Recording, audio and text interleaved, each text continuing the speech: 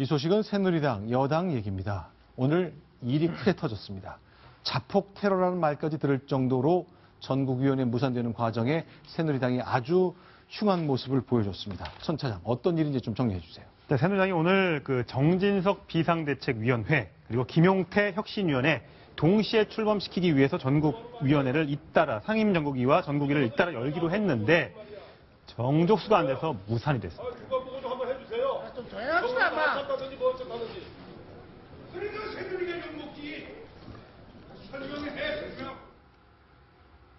자, 전국위원회, 여기서 원래 뭘 하려고 그랬던 거죠? 아까 말씀드린 대로 정진석 비대위를 만들고 그다음에 김용태 혁신위를 추인하는 이 과정이 저기서 다 이루어지기로 했는데 이게 부결된 것도 아니고 사람이 안 와서 결국 의결 정족수를 못 채워서 무산이 돼버려서 비대위도 떠버렸고 혁신위도 출범 못하고 결국 지금 무적 신분의 당대표도 없는 새누리당이 되고 말았습니다. 그러니까 800명쯤 되니까 400명 이상은 이 자리를 채워야 법률적인 의미를 갖는데 아예 보이콧 해버린 거군요. 아마 김용태 혁신위원장 등을 반대하는 친박 진영에서 아예 나오지 않기로 한 것 같다는 분석이 나오고 있거든요.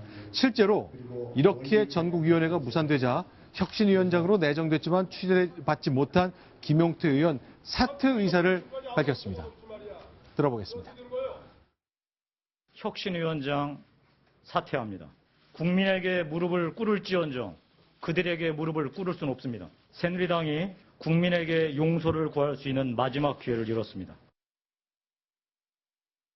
국민에게 무릎을 꿇을지언정 그들에게는 무릎 꿇을 수 없다. 친박을 말하는 거죠? 그렇습니다.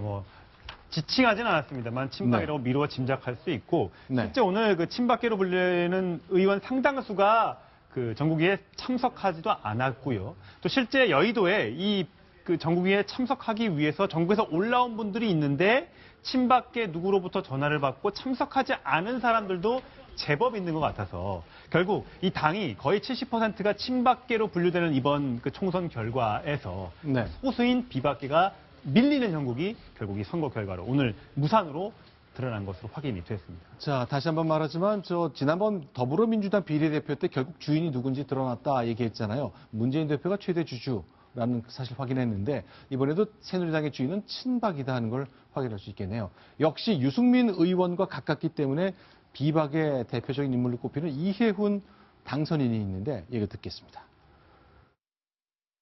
우리가 누구를 밀었는데 왜 우리한테 한 자리도 안 주냐 하시면서 기자회견 하셨잖아요. 개파 갈등을 여과 없이 국민 앞에 그대로 보여드렸잖아요. 정말 걱정됩니다. 국민들 앞에 정말 송구스럽고 얼굴을 들 수가 없습니다. 자, 새누리당 과연 어떻게 수습할지, 과연 어떤 생각을 지금 갖고 있는 걸까요? 우리 국민들, 당분간 선거 없다고, 큰 문제가 없다고 보시는 것인지 모르겠습니다만, 방향을 잃었습니다. 혁신위원장 자리를 버렸습니다. 자, 이번엔 야당 얘기 보겠습니다. 야당도 역시 지금 상황이 쉽지만 않은 상황인 것 같은데 일단 검찰 수사 때문에 한 분이 주목받고 있잖아요. 네, 박준현 당선인 바로 사전 구속영장이 신청이 됐는데요. 박지원 원내대표가 그래도 좀 탈당을 좀 하는 게 좋겠다. 측근도 뇌물 혐의로 구속되고 있으니 빨리 탈당하라고 지금 압박을 한 것으로 알려졌는데요. 박준현 당선인은 좀 억울하다는 입장입니다. 난 잘못한 게 없다. 그래서 탈당할 수가 없다. 무리한 수사 밝혀낼 것이니 조금만 더 기다려달라 이렇게 부탁을 했는데요. 결국은 오늘 그 논란들이 이어지면서 이제 기자들이 안철수 대표에게도 물었습니다. 박준현 당선인 문제는 어떻게 처리할 것입니까? 그랬더니 원칙대로 당원 당규대로 하겠다. 이렇게 답을 했습니다. 참, 정치라는 게 이런 것인가. 이 두 사람을 보니까요. 공통점이 있습니다. 김대중 청와대 때 대변인을 나란히 했던 분이네요. 다 똑같이 DJ의 입이 됐던 분들인데 이제 당신 걸렸으니 떠나라 이렇게 요구하는 거군요. 이제 국민의당 어떤 새 정치, 새로운 쇄신 이런 것들을 상징을 하고 지금 추진 나가려고 하는데 박주현 당선인이 지금 처음으로 구속영장이 신청된 사례이기 때문에 국민의당 입장에서는 좀 부담스러웠던 것으로 보이고요. 당원 당규에 따르면 이렇게 돼 있습니다. 어떤 뇌물과 불법 정치자금 수수 이런 것 부정부패 관련자는 바로 기소와 동시에 당원권을 정지하겠다. 기소가 되면은 당원권을 정지할 수 있다. 그러니까 그 전에 그냥 탈당 먼저 하는 게 모양이 좋지 않겠느냐 이런 게 좀 당의 분위기입니다. 자, 일단 지금 국민의당도 지금 광주에 대부분 내려가 있습니다만 굉장히 위기의식이 크잖아요.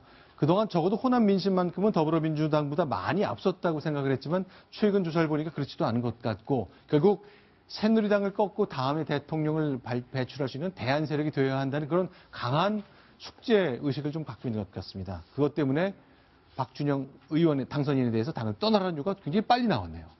그러니까 전부 다 지금 뭐 내일 네. 5.18이 이제 행사가 열리면 안희정 지사도 올 것이고 박원순 시장은 뭐 서울에서 참석한다고 했고요. 손학규 전 고문도 올 것이고 이 광주의 적자를 놓고 굉장히 경쟁이 치열해질 것 같습니다. 오늘 안철수 대표는 전북을 갔다가 광주 지금 전야제에 참석을 하고 있거든요. 네. 거기서 이제 지역 기자가 질문을 했답니다.